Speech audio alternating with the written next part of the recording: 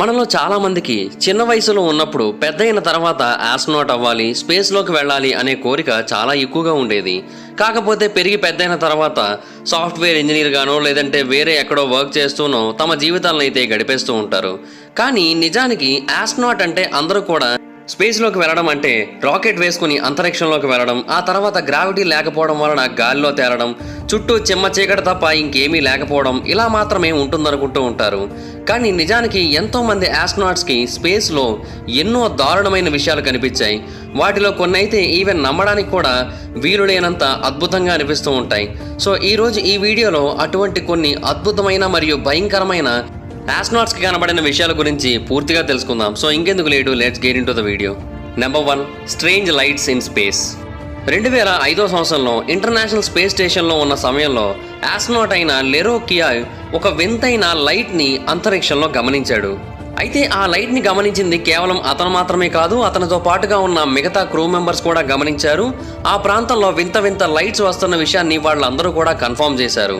అయితే వాళ్ళందరూ కూడా ఏమని చెప్పారంటే ఆ లైట్స్ పిరమిడ్ల ఆకారంలో ఉన్నాయి అని తెలియజేశారు. అండ్ అంతేకాకుండా అవి న్యాచురల్గా ఫామ్ అయినట్టుగా కాకుండా ఎవరో ఆర్టిఫిషియల్గా వాటిని స్పేస్లోకి ప్రొజెక్ట్ చేసినట్టుగా అవి కనిపించాయని అయితే తెలియజేశారు.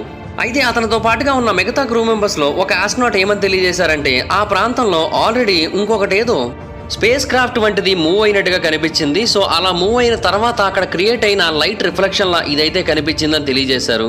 బట్ ఏది నిజమనేది ఇప్పటికీ కూడా పూర్తిగా తెలియలేదు. కానీ ఈ లైట్ల మిస్టరీ ఇప్పటికీ మిస్టరీగానే మిగిలిపోయింది.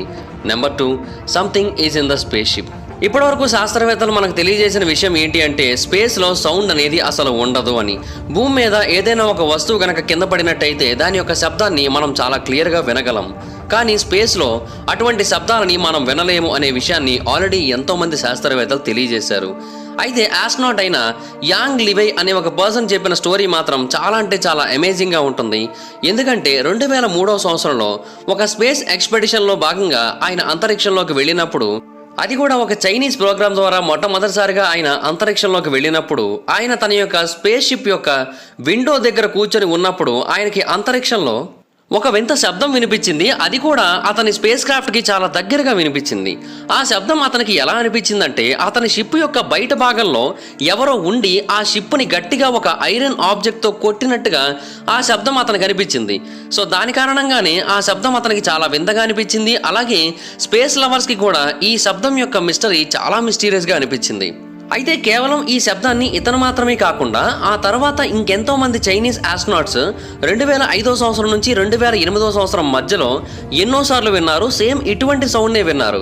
సో దాని కారణంగా ఇటువంటి శబ్దాలు ఖచ్చితంగా ఏదో ఒక అన్ఐడెంటిఫైడ్ మిస్టీరియస్ ఫోర్స్ ద్వారా వస్తూ ఉండొచ్చనైతే చాలామంది అభిప్రాయపడ్డారు. బట్ అది ఎంతవరకు వాస్తవం అనేది ఎవరికి కూడా పూర్తిగా తెలియదు. Number 3, someone is watching us from space. ఈ విషయం గురించి మనకు తెలియజేసింది నీల్ ఆమ్స్ట్రాంగ్, ఇంకెవరో కాదు. నీల్ ఆమ్స్ట్రాంగ్ చాలా అంటే చాలా ఫేమస్ ఆస్ట్రోనాట్. ఇతను మొట్టమొదటిసారిగా చంద్రుడి మీద అడుగుపెట్టి నడిచిన వ్యక్తి. అయితే అది నిజం కాదు, అమెరికా చెప్పిన ఒక కల్పిత కథ అని చాలామంది ఇప్పటికీ కూడా అభిప్రాయపడుతూ ఉంటారు. బట్ దాని గురించి పక్కన పెట్టినట్టయితే ఈ ఆస్ట్రోనాట్ చంద్రుడి మీద అడుగు పెట్టినప్పుడు అతను చెప్పిన ఒక స్టోరీ ఏదైతే ఉందో అది చాలా అంటే చాలా ఫ్యాసినేటింగ్గా అనిపిస్తూ ఉంటుంది. అపోలో 11 మిషన్ 1969లో చంద్రుడి మీద ల్యాండ్ అయింది కదా. అయితే లూనార్ ల్యాండింగ్ అనేది జరిగిన తర్వాత దాదాపుగా 2 నిమిషాల పాటు నీల్ ఆమ్స్ట్రాంగ్కి మరియు నాసాకి మధ్య కనెక్షన్ కట్ అయింది. ఈ విషయాన్ని నాసాయే అఫీషియల్గా కన్ఫర్మ్ చేసింది కూడా. కేవలం నీల్ ఆమ్స్ట్రాంగ్ మాత్రమే కాదు, ఆ క్రూ మెంబర్స్ ఎవరితోని కూడా ఆ 2 నిమిషాల పాటు నాసా కాంటాక్ట్లో ఉండలేకపోయింది. అయితే ఆ టైంలో వాళ్ళకి కొన్ని సీక్రెట్ మెసేజెస్ వచ్చాయి ఆస్ట్రోనాట్స్ నుంచి. అండ్ వాళ్ళు అక్కడ ఉన్న స్ట్రేంజ్ సిచ్యువేషన్ గురించి వీళ్ళకి తెలియజేశారు. వీళ్ళకి అక్కడ 2 పెద్ద పెద్ద ఆబ్జెక్ట్స్ కనిపించాయి. అవి చాలా అంటే చాలా అద్భుతంగా భారీగా కూడా కనిపించాయి. చూడడానికి అది కూడా ఒక రకమైన స్పేస్ క్రాఫ్ట్ లాగే కనిపించాయి. కాకపోతే అవి చంద్రుడి యొక్క మరొక భాగంలో ల్యాండ్ అయినట్టుగా చాలా దూరంగా కనిపించాయి. అయితే వాళ్ళు అక్కడి నుంచి భూమిని గమనిస్తున్నట్టుగా కూడా అనిపించిందని అయితే నీల్ ఆమ్స్ట్రాంగ్ తర్వాత తెలియజేశాడు. కానీ దాంట్లో రహస్యం ఎంత, దాంట్లో నిజం ఎంత అనేది మాత్రం ఇప్పటికీ కూడా ఒక జవాబు దొరకని ప్రశ్నగానే మిగిలిపోయింది. Number 4, something was shining on the moon. Alan Bean అనే ఒక నాసా ఆస్ట్రోనాట్ ఏమని తెలియజేశాడంటే అతను చంద్రుడి మీద ఏదో మెరుస్తూ ఉన్నట్టుగా గమనించానని తెలియజేశాడు. అయితే దానికి ఒక ప్రాపర్ ఎక్స్ప్లెనేషన్ అయితే అతను ఇవ్వలేకపోయాడు. ఎందుకంటే చంద్రుడి యొక్క సర్ఫేస్ మీద ఎగ్జాక్ట్గా ఏముందో మనకు తెలియదు, ఎందుకంటే చంద్రుడి యొక్క సర్ఫేస్ మీద మనకి లైట్ చాలా తక్కువగా కనిపిస్తూ ఉంటుంది. సో దాని కారణంగా మనం అక్కడ ఏముందనేది ఎగ్జాక్ట్గా తెలుసుకోవడం అసాధ్యం. అందువలనే అతను కూడా తెలుసుకోలేకపోయాడు. కానీ ఖచ్చితంగా చంద్రుడి మీద ఏదో దాగి ఉందనైతే ఆయన నమ్ముతూ ఉన్నాడు. అది బహుశా ఒక ఏలియన్ స్పేస్ క్రాఫ్ట్ కూడా అయి ఉండొచ్చు, లేదా ఏలియన్ రీసెర్చ్ సెంటర్ కూడా అయి ఉండొచ్చు. దాని కారణంగా కూడా ఆ లైట్ కనిపించి ఉండొచ్చనైతే ఆయన అభిప్రాయపడ్డాడు. Number 5, a snake in space. యాక్చువల్గా ఈ విషయం చాలా అంటే చాలా మిస్టీరియస్గా అనిపిస్తూ ఉంటుంది, ఎందుకంటే చంద్రుడి మీద పాము కనిపించడం అనేది అసలు నమ్మలేని విషయం. కానీ ఈ విషయాన్ని ఒక రిటైర్డ్ నాసా స్పేస్ డాక్టర్ తెలియజేశాడు. అతని పేరు మస్గ్రేవ్.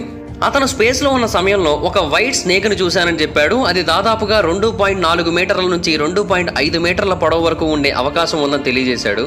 అయితే మొదట అందరూ కూడా అతను చూసింది స్పేస్ డెబ్రిస్ అయి ఉండొచ్చు, లేదంటే కొన్నిసార్లు కొన్ని స్పేస్ క్రాఫ్ట్స్ నుంచి కొన్ని తాళ్లు విడిపోయి స్పేస్లో ఎగురుతూ ఉంటాయి గ్రావిటీ లేకపోవడం వలన. సో అలాగ ఫ్లోట్ అవుతూ ఉన్న ఒక హోజ్ని మేబీ ఆయన చూసి ఉండొచ్చని కూడా చాలామంది అనుకున్నారు. కానీ ఆయన మాత్రం నేను చాలా కాన్ఫిడెంట్గా పామునే చూశాను అని తెలియజేశాడు. Number 6, floating dead animals. మనకందరికీ తెలిసిందే, అంతరిక్షంలోకి మొదట జంతువుల్ని పంపించి వాటి ద్వారా కొన్ని ప్రయోగాలు చేశారు. అవి వికటించిన తర్వాత మరికొంత అద్భుతంగా స్పేస్ ట్రావెలింగ్ సిస్టమ్ మొత్తాన్ని కూడా డిజైన్ చేసుకుని ఆ తర్వాత మాత్రమే మనుషులు పంపించారు. ఒక కుక్కని పంపించారు, ఆ తర్వాత ఒక ఏపుని పంపించారు. అండ్ ఇన్ఫ్యాక్ట్ ఈ ఎక్స్పెడిషన్స్ అన్నీ కూడా ఫెయిల్యూర్గా కూడా మారాయి. సో చనిపోయిన ఆ యానిమల్స్ యొక్క మృతదేహాలు చిన్న చిన్న ముక్కలుగా మారి ఆ స్పేస్లో అలా ఎగిరే అవకాశం చాలా ఎక్కువగా ఉంది. అండ్ ఇన్ఫ్యాక్ట్ ఎంతోమంది ఆస్ట్రోనాట్స్ ఈ జంతువుల యొక్క శరీర భాగాల్ని గమనించామని కూడా తెలియజేశారు. బట్ అంతకుమించి పూర్తి ఇన్ఫర్మేషన్ అయితే ఇవ్వలేకపోయారు. Number 7, UFO fleet. నిజంగా స్పేస్లో ఒక యుఎఫ్ఓ ఫ్లీట్ కనుక కనిపించినట్టయితే, అది కూడా ఒకసారి కాదు, 2 సార్లు కాదు, 3 సార్లు కాదు, చాలా సార్లు కనిపించినట్టయితే, అది కూడా ఒకటేసారి ఎన్నో యుఎఫ్ఓలు కనిపించినట్టయితే, ఆస్ట్రోనాట్ అయిన గార్డన్ కూపర్ అనే ఒక వ్యక్తి స్పేస్లో ఒక యుఎఫ్ఓస్ యొక్క ఫ్లీట్ని చూశాడు. అయితే నిజానికి దానికంటే ముందు అతను భూమి మీద కొన్ని ఎక్స్పెడిషన్స్ చేస్తూ వచ్చాడు. ఆ టైంలో కూడా అతను గమనించాడు. ఆ టైంలో అతనితో పాటుగా యునైటెడ్ నేషన్స్ ఎయిర్ ఫోర్స్ వాళ్ళు కూడా ఆ యుఎఫ్ఓలను అయితే గమనించారు. ఆ తర్వాత స్పేస్లోకి జెమినీ 5 ప్రాజెక్ట్ ద్వారా ప్రవేశించినప్పుడు ఆయన మరికొన్ని యుఎఫ్ఓ ఫ్లీట్స్ అయితే చూశానని తెలియజేశాడు. వీటికి సంబంధించిన పూర్తి ఇన్ఫర్మేషన్ని అతను 1963లో ప్రపంచం మొత్తానికి కూడా తెలియజేశాడు. అండ్ మరొక ఆశ్చర్యకరమైన విషయం ఏంటంటే, ఇతను ఎప్పుడైతే ఎయిర్ ఫోర్స్ వాళ్ళతో కలిసి ఒక యుఎఫ్ఓ ఫ్లీట్ని చూశాడో ఆ సమయంలో ఆ యుఎఫ్ఓ ఫ్లీట్లో ఉన్న వాటిని రాడార్ కూడా పిక్ చేసింది. కానీ ఇప్పటికీ కూడా వాటి వెనక ఉన్న మిస్టరీ అనేది వీడలేదు. Number 8, another UFO sighting. స్పేస్లో ఎన్నో యుఎఫ్ఓలు కనిపించాయని ఎంతోమంది ఆస్ట్రోనాట్స్ తెలియజేస్తూ వచ్చారు. బట్ వాటికి సంబంధించిన ఎగ్జాక్ట్ ఆధారాలు లేకపోవడం వలన మనం వాటిని అంత ఈజీగా నమ్మలేము. బట్ ఎప్పటికప్పుడు ఆస్ట్రోనాట్స్ నుంచి ఈ విధమైన ఇన్ఫర్మేషన్ కంటిన్యూస్గా వస్తూనే ఉంది. ఈసారి ఆస్ట్రోనాట్ అయిన స్కాట్ కెల్లీ అనే ఒక వ్యక్తి ఈ కథను తెలియజేశాడు. అతను ఏమని చెప్పాడంటే, తను స్పేస్లో ఎక్కువ సమయాన్ని గడపడం కోసం మ్యాండేటరీ ప్రిపరేషన్స్ చేసుకుంటూ ఉన్నాడు. అతను గడపాల్సింది ఇంటర్నేషనల్ స్పేస్ స్టేషన్లో కాబట్టి ఎక్కువ కాలం గడపాల్సి రావచ్చు. కాబట్టి దానికి సంబంధించిన ప్రికాషన్స్ని అలాగే ప్రాక్టీసెస్ని మొత్తం అన్నిటినీ కూడా చేస్తూ ఉన్నాడు. అయితే ఆయన చెప్పేది మాత్రం ప్రాక్టీస్ గురించి కాదు, ఒక రియల్ స్టోరీ గురించి. అతను ఇంటర్నేషనల్ స్పేస్ స్టేషన్కి సంబంధించిన ప్రాక్టీసులు చేస్తున్నప్పుడు ఎన్నోసార్లు ఏలియన్స్ని గమనించాను అని ఇండైరెక్ట్గా అతను ఎన్నోసార్లు ఎన్నో ఇంటర్వ్యూస్లో తెలియజేశాడు. అతను ఒక్కసారి కూడా డైరెక్ట్గా వాటి గురించి అయితే మాట్లాడలేదు, కానీ ప్రతిసారి కూడా వాటికి సంబంధించిన 10-12 హింట్లు ఇచ్చేలాగా ఒక స్పీచ్ని అయితే ఇస్తూ ఉండేవాడు. సో దాని కారణంగా అతని మాటల్లో ఏలియన్స్కి సంబంధించిన ఇన్ఫర్మేషన్ని చాలా అద్భుతంగా డీకోడ్ చేసి ఎంతోమంది శాస్త్రవేత్తలు బయట ప్రపంచానికి అయితే తెలియజేశారు. సో దాని కారణంగా అతను ఖచ్చితంగా ఏలియన్స్ని చూశాడని అయితే మనకి చాలా క్లియర్గా అర్థమవుతుందని కూడా ఎంతోమంది అభిప్రాయపడుతూ ఉన్నారు. బట్ ఇప్పటికీ కూడా అతని మాటలకు సంబంధించిన మిస్టరీ అయితే మాత్రం పూర్తిగా వీడలేదు. Number 9, a sound from space. యాక్చువల్గా ఈ సౌండ్ మ్యూజిక్లా అనిపించింది. స్పేస్లో ఎన్నో వింత వింత సంఘటనలు జరిగాయి. అందులో అత్యంత ముఖ్యమైనది అపోలో 10 మిషన్ టైంలో జరిగిన సంఘటన. అపోలో 10 మిషన్ యొక్క టెస్ట్ రన్ అనేది జరుగుతుంది, మొట్టమొదటి లూనార్ మిషన్గా. సో ఆ టైంలో కొంతమంది ఆస్ట్రోనాట్స్ కొన్ని టెస్ట్ ఎక్విప్మెంట్స్ని వాళ్ళతో పాటుగా తీసుకొని వెళ్ళి కొన్ని ప్రయోగాలు అయితే చేస్తున్నారు.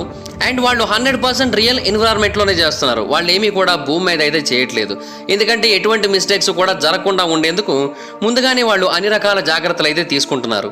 అయితే ఆ టైంలోనే వాళ్ళకి ఒక వింతైన విజిల్ సౌండ్ వినిపించింది.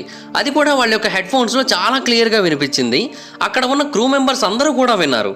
వినడానికి ఆ సౌండ్ ఒక స్పేస్ మ్యూజిక్లా అనిపించిందని అయితే వాళ్ళందరూ కూడా తెలియజేశారు. బట్ ఇప్పటికీ కూడా దాని యొక్క మిస్టరీ అయితే వీడలేదు. ఇప్పటికీ అది అన్సాల్వ్డ్ మిస్టరీగానే మిగిలి ఉంది.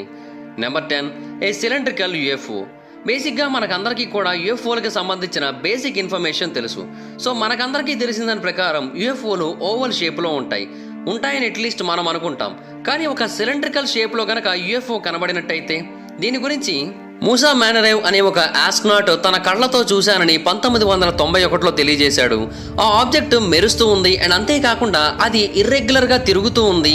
అలాగే దాని యొక్క షేప్ కూడా ఇర్రెగ్యులర్గానే ఉంది. బట్ దాన్ని ఎగ్జాక్ట్గా చెప్పాలంటే మాత్రం సిలిండ్రికల్ షేప్లో కనిపించిందనైతే ఆయన తెలియజేశాడు. అది స్పేస్లో చాలా వేగంగా వెళుతుందని కూడా తెలియజేశాడు. బట్ అదేంటనేది ఇప్పటికీ కూడా ఎవరూ పూర్తిగా తెలుసుకోలేకపోయారు. సో చూశారు కదా, ఇవి స్పేస్లో కనబడిన 10 అద్భుతమైన మిస్టరీలు, అలాగే ఆస్ట్రోనాట్స్కి కనబడిన కొన్ని భయంకరమైన విషయాలు కూడా. సో స్పేస్లో ఇటువంటివి ఎన్నో జరుగుతూ ఉంటాయి.